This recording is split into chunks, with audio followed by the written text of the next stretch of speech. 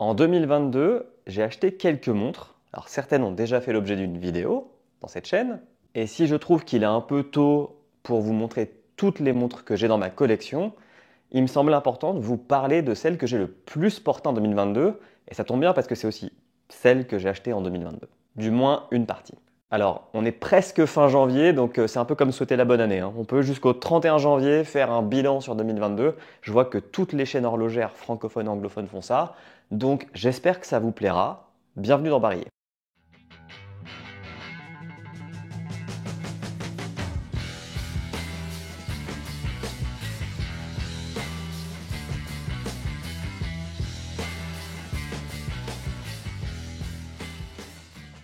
Alors, sur cette chaîne, moi, je vais vous parler uniquement de montres que j'ai eues au poignet et entre les mains. Pourquoi ça? Parce qu'il m'est arrivé dans le passé de commander des montres par internet que je n'avais pas vues. D'ailleurs, une des montres dont on va parler en fait partie. Je ne l'avais pas vue parce qu'il n'y avait pas de revendeur en Suisse. Et bon, j'ai eu une bonne surprise avec celle-là, mais parfois, quand je vais voir dans des magasins de montres des modèles qui sont vendus exclusivement sur internet, à part dans ces quelques magasins, je trouve qu'il y a vraiment un gap entre ce qu'on voit sur un site web avec des photos optimisées et la réalité de l'objet. Et surtout, pour des montres souvent qui sont entre 500 et 1000 euros ou francs suisses, franchement, je trouve qu'il y a parfois des très mauvaises surprises. Et donc en 2022, j'ai acheté plusieurs montres. J'ai pas compté, mais je crois que j'en ai acheté 7. Et parmi ces 7-là, il y en a 3 qui ont passé beaucoup de temps à mon poignet et une que j'ai depuis plusieurs années et pour des raisons que je vais expliquer plus tard, qui passe également beaucoup de temps à mon poignet. Donc pour ces 4 montres, je vais vous les présenter un petit peu et à la fin de la vidéo, je vais vous mettre à contribution pour aller plus loin. On s'en reparle à la fin de l'épisode. On commence avec une montre brésilienne, la Roux TPS, alors que j'ai là entre les mains. On va zoomer un petit peu. J'espère que ça va pas... Retrouve-moi l'autofocus. J'espère que ça va pas faire bugger la vidéo. Donc cette montre brésilienne, c'est une micro-marque. Et quand je vous disais que j'avais acheté des montres sur internet, c'est celle-ci dont je parle. Donc c'est quoi une micro-marque? Une micro-marque, en fait, c'est un ou deux passionnés qui ont envie de se lancer dans l'horlogerie et qui vont concevoir des montres. Alors bien sûr, ils ne vont pas concevoir toute la montre généralement. Ils vont plutôt concevoir ce qu'on appelle le design, le dessin, puis après ils vont aller chercher des entreprises, des artisans pour récupérer le boîtier, le cadran, le bracelet, etc. Souvent aussi ce qu'on trouve dans ces micro-marques, c'est une idée, un concept. Et ici je vais vous en parler un petit peu. Donc toute la marque Roux, en fait elle s'articule. Alors j'ai pas fait la recherche sur le brésilien ou le portugais si Roux voulait dire la même chose qu'en français, mais ici donc c'est des marques à caractère automobile, qui a vraiment une idée derrière d'hommage aux automobiles et plus précisément aux automobiles entre les années 50 et 70/70. Le fondateur de Roux, il s'appelle Alex Iervolino et il a 3 passions dans la vie, les montres, les voitures des années 50-70 et le design. Et donc bingo, lui va utiliser ces dernières pour concevoir des montres. Ici, ça c'est le modèle TPS One Black Series. Je la repose. Alors c'est une montre à quartz, elle est équipée d'un mouvement Seiko VK63 qui a aussi une complication chronographe. Alors la taille du boîtier est de 40 mm, elle est étanche à 50 mètres, elle est vraiment fine. J'ai pas regardé les millimètres mais c'est très fin. En titre de comparaison, ouais voilà, là j'ai une Seven Friday. Je sais pas si ça se voit mais on est quand même pas dans le même registre. Le verre est minéral avec une surcouche en saphir à l'extérieur pour protéger des rayures. Hein. Le saphir, c'est ce qu'il y a de plus résistant. Elle a un traitement anti-reflet. Elle coûte 290 $ et elle est offerte avec 2 bracelets. Alors moi, j'ai choisi de mettre... Alors c'est un bracelet en cuir avec un style automobile. C'est le style avec les petits trous pour rappeler en fait les gants de conduite. Bon et dernier truc cool, avant que je vous parle de ma relation avec cette montre, c'est que derrière en fait, il y a une Porsche qui est la Porsche qui a servi d'inspiration à cette montre. C'est plutôt sympa comme fond de montre. Et elles sont limitées à 1000 exemplaires, donc moi j'aurais, parce que j'ai toujours du mal à À voir si c'est vraiment limité, mais j'aurai l'exemplaire 187. Acheter cette montre était un petit pari parce que comme je vous l'ai dit, on ne sait jamais ce qu'on va vraiment recevoir entre les photos d'un site web et puis l'objet final. Je cherchais une montre avec une allure sportive, mais vraiment orientée automobile. Et quand j'ai cherché des micro-marques ou des montres assez accessibles avec cette idée en tête, je suis tombé rapidement sur cette montre. Après, j'ai cherché 2-3 avis sur Internet, aussi bien en anglais qu'en français sur cette marque, qu'est-ce qu'elle vaut, parce que bon, on n'est jamais à l'abri d'un dropshipping ou d'une fraude. Et j'avoue que j'ai trouvé très très peu d'avis. J'ai trouvé un avis sur la petite trotteuse pour cette montre, qui était vraiment très content de la montre. Et c'est sur la base de ça et d'une vidéo YouTube anglaise que je suis parti tête baissée en commandant cette montre. Et si je vous la présente aujourd'hui et si je l'ai portée, c'est que c'était une bonne surprise. Donc ça, c'est plutôt rassurant. Elle est arrivée vite, en une semaine à peine. Et vraiment, une fois que je l'ai mise au poignet, j'étais très satisfait parce que, comme vous le verrez, son cadran fait un peu surchargé. Il y a beaucoup d'indications. Puis en plus, avec un chronographe, ça alourdit un petit peu le dessin de la montre. Et en fait, elle est très lisible. Je trouve qu'elle a une gueule. Elle a un cadran qui fait compteur de voitures de sport. Donc ça, c'est vraiment l'effet que je recherchais. Elle est très légère, malgré l'acier. Donc ça, c'est très sympa aussi. Et c'est un pari réussi. Donc j'étais très content de cette montre. Pour cette deuxième montre, on traverse le Pacifique et on se rend au Japon pour... C'est assez dur de la garder droite à cause du bracelet très rigide. Donc une Casio G-Shock. Alors c'est une vraie question que je vous pose, mais pour moi, quand on commence une collection de montres, je trouve qu'il est limite impossible de ne pas avoir une G-Shock dans sa collection, tellement cette montre, qui existe en, je pense des milliers de modèles, est iconique. Alors ici, celle que j'ai entre les mains, je vais regarder mon iPad parce que j'ai pas envie de me gourer dans la référence, c'est la GW B5600 BP1. Ça fait un peu carte graphique de chez Nvidia quand je vous dis ça, ou processeur de chez Intel. Pourquoi cette montre? Donc, les G-Shock, c'est ultra solide. Je vais peut-être vous raconter l'histoire un jour, mais en gros, elles sont censées tomber d'immeubles, résister à des bonnes pressions de plongée. Enfin, bref, c'est ultra solide. Alors, ce modèle fait partie des modèles rectangulaires de la marque, parce qu'en fait, les G-Shock peuvent être soit de cette type-là, qui est plutôt le type Casio normal, soit rondes, qui font des très grosses tailles de boîtier. Moi, je cherchais quelque chose de plus petit. Donc le boîtier, alors j'ai pris les dimensions, il fait 49 sur 43, donc c'est quand même pas petit. Donc imaginez les G-Shock rondes. Bracelet en résine, 53 grammes sur la balance, donc très très léger à porter. Enfin, c'est le genre de montre qu'on oublie pratiquement quand on les a au poignet. Elle passe bien partout, étanchéité à 200 mètres. Et pourquoi j'ai choisi ce modèle parmi des milliers de modèles et de références chez G-Shock? C'est pour 3 raisons. La première, c'est une question de prix. Elle était en promo chez Coca, un site de vente privée suisse. Elle était à 125 francs au lieu de 150, donc je suis parti. Alors, pour ceux qui ne vivent pas en Suisse, 125 francs, c'est 125 euros. Depuis mi-2022, on est sur un taux, je crois que je le répète à chaque vidéo, mais sur un taux qui est pratiquement de 1 pour 1. Donc vous ne cassez pas la tête à faire des opérations compliquées en conversion. La seconde raison, c'est pour son motif Paisley. Donc c'est un motif iranien qui a été popularisé dans les années 60 par les hippies, qu'on retrouve aussi pas mal sur les bandanas, et en fait qui a été fabriqué dans les années 60 à Paisley en Écosse, d'où le nom. Donc celui-là il est bleu, et je l'aime beaucoup. Ça dénature un petit peu avec le reste des Casio dont on a l'habitude qui sont plutôt monochromes. Troisième et dernière raison pour laquelle j'ai choisi cette montre, c'est parce que c'est un mouvement solaire. Donc un mouvement solaire, comment ça fonctionne? On a un petit panneau sur le cadran de la montre qui va récupérer l'énergie qui provient du soleil. Et cette énergie va aller recharger une pile rechargeable, ce qui fait que normalement ces mouvements ne s'arrêtent jamais. Et ils ont souvent la précision du quartz. Alors, ça donne des autonomies folles. Ici, on est sur 10 mois. Donc, si cette montre, je la recharge au soleil, donc je crois qu'il faut 2 jours d'exposition pour la recharger complètement. Et on va dire qu'ici, elle est à 100% d'autonomie. Je peux la porter dans le noir pendant 10 mois. C'est imbattable. Enfin, si. En fait, c'est battable par les montres à quartz, mais sur 5 ans, ça demande très très peu d'énergie pour garder cette montre à l'heure. Et les Casio, c'est particulier. Moi, j'ai grandi dans le début des années 90 et ma première montre, c'était pas une flic-flac, c'était une Casio que je vais vous mettre à l'écran. Je pense que cette Casio, Beaucoup de gens l'ont eu. Elle était pas chère, elle était solide, elle donnait l'heure, elle faisait chrono. C'était vraiment un petit couteau suisse sur bracelet pour les gosses de l'époque. Quand je vais nager et que j'ai pas une autre montre dont on va parler, parce que c'est increvable. C'est vraiment increvable les Casio G-Shock. Donc quand vous savez que vous allez faire un truc un peu sale, mais que vous avez besoin de l'heure, bah vous prenez ça, ça se nettoie très bien après.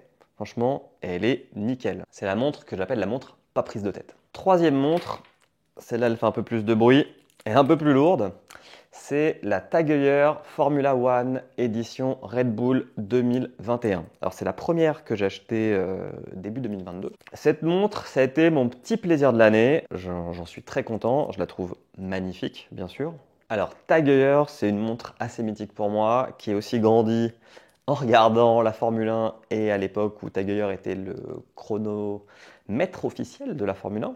Bon, la roue était pour la course automobile, mais Tag Heuer, il y a aussi un esprit automobile, hein. Formula One, il n'y a même pas de débat. Alors, il faut que je vous raconte d'abord l'histoire de cette montre, avant de vous donner les caractéristiques. Donc, je voulais une montre Tag Heuer en acier, quartz ou automatique, j'avais pas de préférence pour le coup, celle-ci est à quartz, hein. Et je pars dans Lausanne et je repère 2 revendeurs Tag Heuer qui sont près de la place Saint-François. Je vous raconte un petit peu Lausanne aussi, tant qu'à faire. Si vous n'êtes jamais venu, venez, hein, c'est une très belle ville. Donc, vu mon budget, je savais que la Monaco, on mettait de côté. La Carrera, ça pouvait peut-être passer. L'Aqua-Racer, peut-être aussi. Et la Formula One. Voilà, c'était les 3 potentiels. Après, je voulais pas commander, hein. Je voulais repartir à la fin de la journée avec une montre à mon poignet. Et je vais donc dans ces bijouteries. Alors, pas habillé comme ça. Je crois que j'ai le bonnet. Ouais, j'ai le bonnet. J'ai pas un maillot de foot. Un petit polo, un petit Dockers, des petites bottines. Je suis habillé de manière casual. Mais je rentre dans la première bijouterie et je me fais scanner de manière très désagréable. Je ne donnerai pas de nom. Mais bref, je rentre dans cette bijouterie. Alors j'explique ce que je veux. Le vendeur est pas très agréable. Il me dit qu'il a la plupart des modèles que je demande, il ne les a pas. Je regarde quand même une et je me barre. Un peu vexé. Puis, enfin voilà, on parle quand même de montres qui valent un petit peu plus que 150 balles. Donc ça me faisait chier de lâcher ça à un mec qui me prenait un peu de haut. Je vais dans la deuxième bijouterie et là, plus petite, une vendeuse. Et on a passé une demi-heure à essayer les modèles, à discuter. Enfin, vraiment, expérience, mais totalement différente entre les 2 bijouteries. Donc ça, c'était pour la petite histoire de cette montre, que je vais vous mettre à l'endroit. Donc, alors, un petit peu de fiche technique pour cette montre. C'est un boîtier 43 mm, étanche à 200 mètres, totalement en acier. Alors, j'ai pas le poids, mais par rapport à celle-là, je pense qu'on est du simple au double, voire au triple. Après, quand on la met au poignet, d'avoir un truc un peu lourd parfois, je ne saurais pas comment l'expliquer, mais ça donne une bonne sensation en fait. On a l'impression d'être...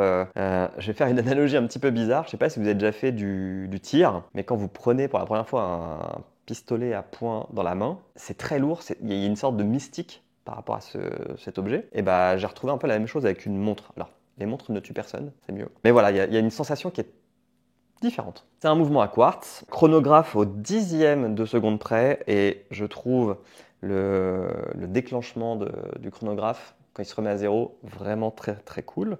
Donc là je le déclenche, et si je l'arrête, c'est d'une fluidité, c'est vraiment très joli. Bracelet en acier, boucle déployante, qui se règle très facilement. En plus on peut jouer un petit peu sur des réglages, donc ça c'est très très bien. Et si je l'ai prise, cette montre, c'est premièrement pour son bleu nuit dans le cadran que je trouve magnifique. Alors, pour la petite histoire, toujours, je suis vraiment pas fan de Red Bull, hein. Moi, je suis plutôt team Alpine ou Mercedes. Mais malheureusement, Tag Heuer a fait des éditions Red Bull. Et ce bleu-là, il était que sur ce modèle-là. Donc parfois, il faut faire fi de ses préférences d'écurie de Formule 1. Si je l'ai pris aussi, c'est parce qu'elle rentrait dans mon budget. Donc quand je l'ai achetée, elle valait 1700 francs. Et je suis allé voir sur le site de Tag Heuer pour préparer l'émission. Donc maintenant, il y a un modèle 2022, puis il y aura bientôt un modèle 2023.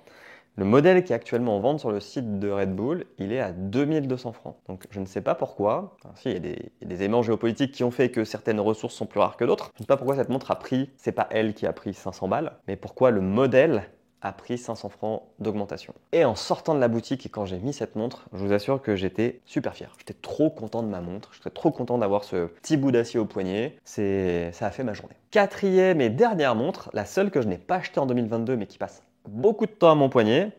je vais nettoyer un petit peu avant. C'est une Garmin Forerunner 945. Bracelet silicone.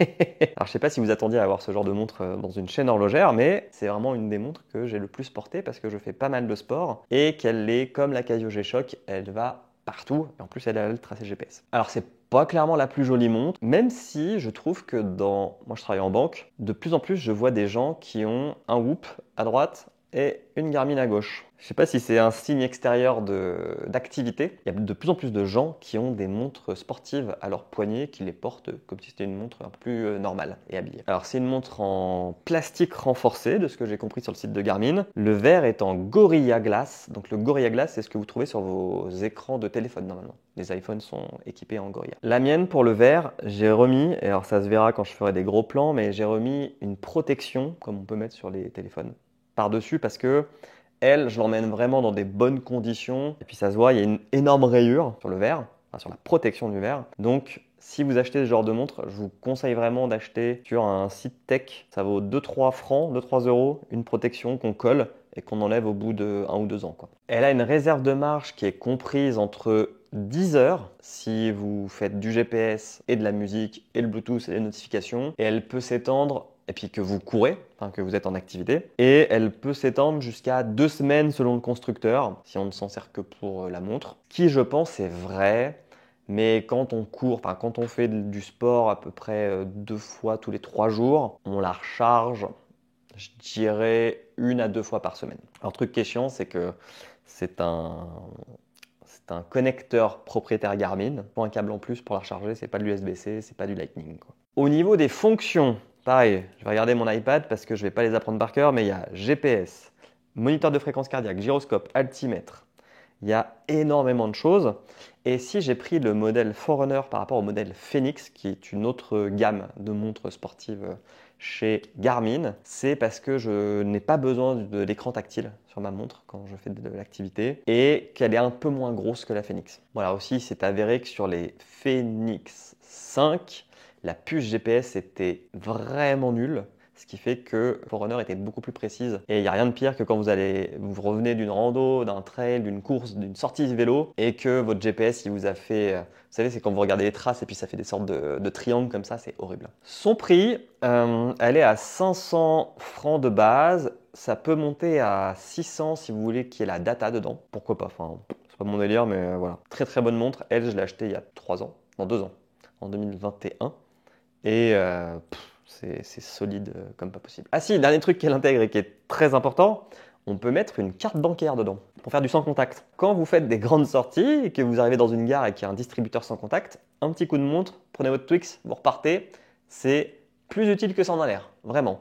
Ça se fait très facilement en appuyant sur un bouton, en entrant un code. Vraiment, tip top. Et voilà, c'est la fin de cette 3e vidéo. Je vous ai présenté 4 montres que j'ai portées énormément en 2022. Et maintenant, ça va être à vous de jouer. Parce que comme vous l'avez vu, par rapport aux précédentes vidéos, là, je ne suis pas rentré dans le détail de l'histoire, etc. des montres. Un petit peu plus de mon ressenti et quelques caractéristiques techniques. Et je vais vous demander en commentaire de mettre le modèle que vous voulez que je creuse pour une vidéo plus complète. Donc si vous êtes un peu frustré parce que je ne suis pas rentré dans les détails de Tag Heuer, de Roux, de Casio ou de Garmin, et ben c'est le moment, vous mettez vos petits commentaires. Si vous n'avez pas de choix, vous pouvez aussi laisser un commentaire pour dire ce que vous pensez de la vidéo. Je les lis tous, je réponds à tous, sauf bien sûr les commentaires qui ne sont pas très agréables. Après, vous pouvez bien sûr critiquer. N'hésitez pas à dire quand je fais des saucisses, il n'y a pas de sujet. Je ne me prétends pas être l'expert horloger du monde. Merci encore à tous ceux qui ont déjà regardé, qui se sont abonnés, qui ont laissé des commentaires sur les 2 premières vidéos. Sachez que je ne m'y attendais pas, mais j'ai pu déjà passer partenaire YouTube en 2 vidéos et 5 shorts. Donc ça, c'est super cool. Donc pour l'instant, on continue la chaîne. Une fois qu'on aura, je pense que je vais laisser le truc des commentaires ouverts 2-3 semaines. Et puis, j'ai une autre vidéo en préparation qui est sur une montre qui m'a coûté 80 francs parce que je m'étais fixé un défi de trouver une montre très abordable et solide et Swiss made. Et j'en ai trouvé une. Donc je vous raconterai ça dans une prochaine vidéo. Celle qu'on approfondira parmi ces 4-là, ça sera sûrement celle d'après. Sauf si une surprise arrive entre temps. Mais pour l'instant, je garde tout ça secret. J'attends que ça aille plus loin. Merci encore d'avoir regardé. Portez-vous bien. Ciao.